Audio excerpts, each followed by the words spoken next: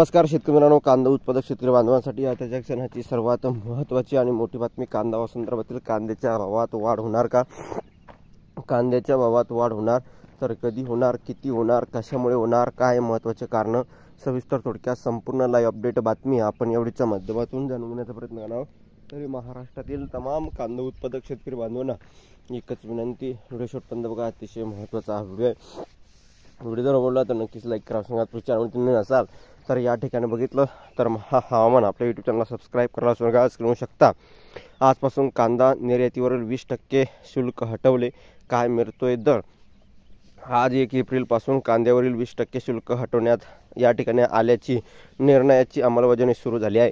यानंतर कांद्याला कुठे काय बाजारभाव मिळाला ते आपण पाहणारच आहोत. परंतु आज लाल कांद्याला नागपूर या ठिकाणी बाजारात 1600 रुपये, तर हिंगणा बाजारात 2000 रुपयाचा दर मिळाला. तर उन्हाळा कांद्याला नाशिक बाजारात 1300 रुपये, तर संगमनेर बाजारात 825 रुपये, भुसावळ बाजारात 1200 रुपये, तर दिंडोरी बाजारात 1280 रुपये दर मिळाला आहे.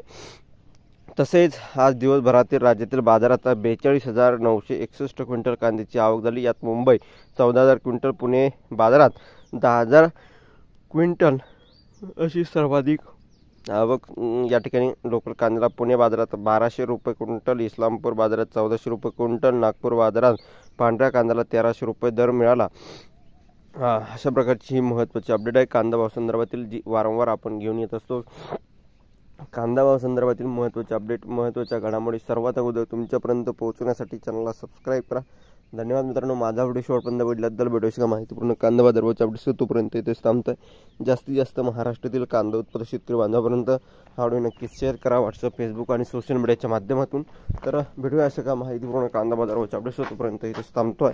जय महाराष्ट्र, जय शिवराय. धन्यवाद.